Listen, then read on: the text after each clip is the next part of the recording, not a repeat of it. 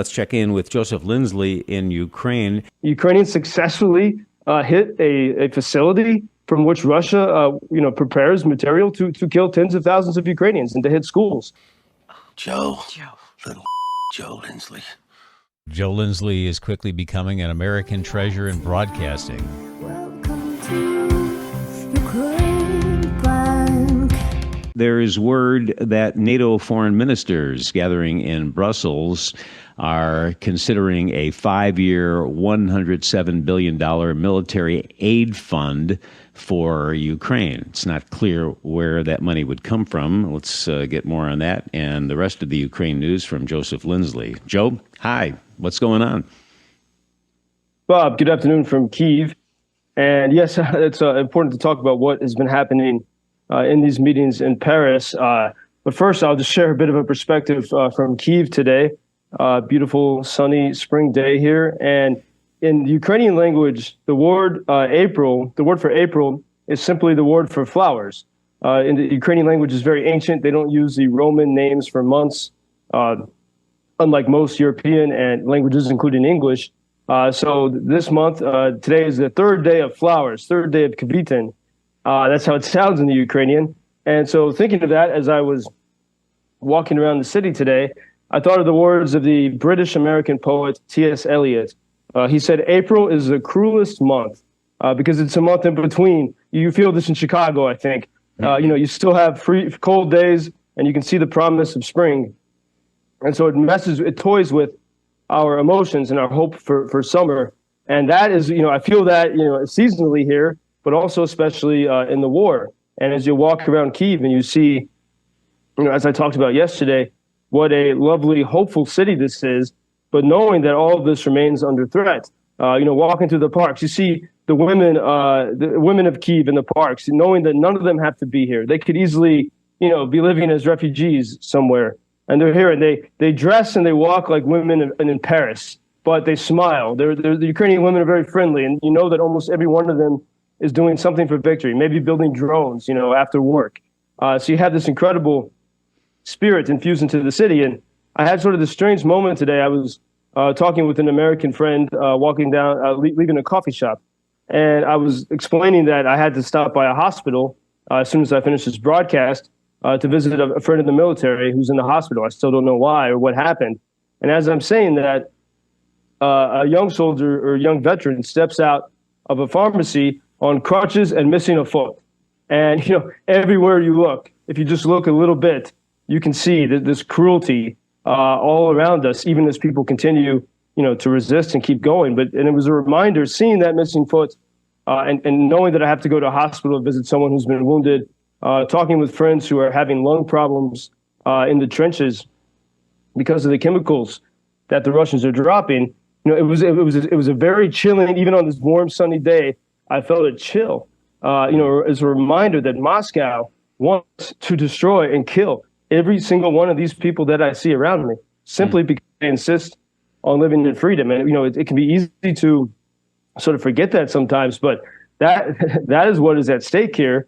Yesterday, I learned right after we finished our broadcast that in the city of Dnipro, sort of industrial city in southern Ukraine, the Russians attacked the city with ballistic missiles. They hit a school. Fortunately, the kids were in shelter, but they hit the school. Some of the children were wounded, and this is the sort of continued, Russian evil that they inflict upon this country. And nearby that school, also affected by the attack, was a athletic training center.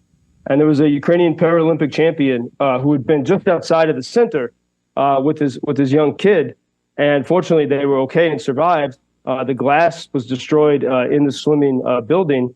And another reminder, in a few months, the Russian and Belarusian athletes will be permitted under a neutral flag to participate in the Olympics in Paris, even as Russia is, destroying even the training facilities of Ukrainian athletes. And so these things, reminders of exactly what we're facing. And that's the reality I see here in Ukraine. And meanwhile, also, incidentally, in Paris, we have this, this meeting of NATO foreign ministers and secretaries of state. And the Anthony Blinken, and this has people pretty upset here, but our Secretary of State, Anthony Blinken, said, while we support Ukraine's right to defend itself, we are against Ukraine striking Russian territory. Now, and he's referring to the news we had yesterday.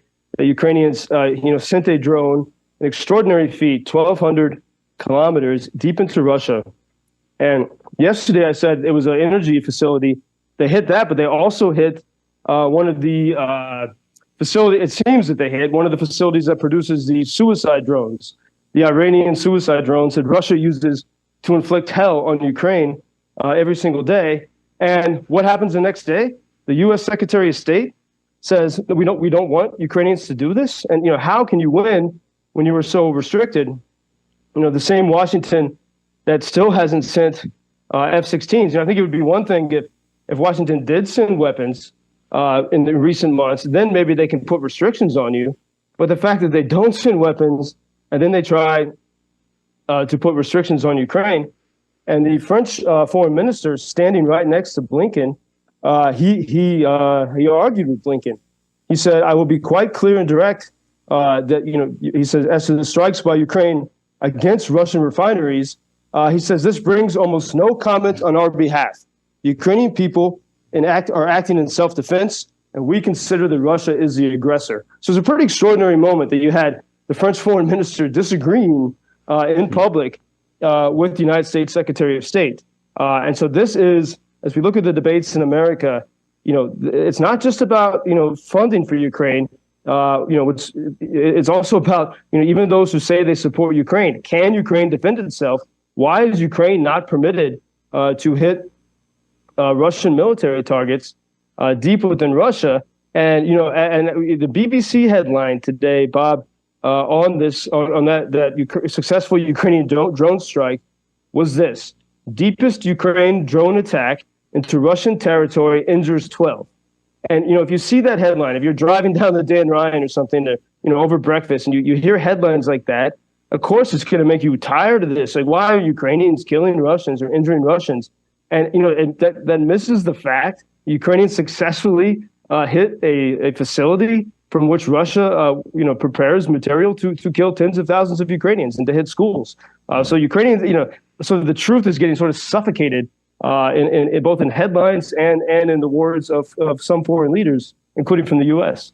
I guess the argument, and we can go into it more when we have time tomorrow, the fear of a wider war that the United States seems to be influencing those statements. And I know how you feel about that, and we'll get into that a little bit more tomorrow.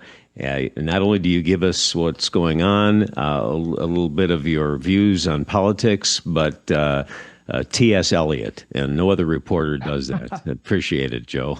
We'll talk tomorrow. April is the cruelest month. Until tomorrow. Yeah, Thanks, Bob. It is around here for sure today. Thank you for introducing Ukraine on your social media pages.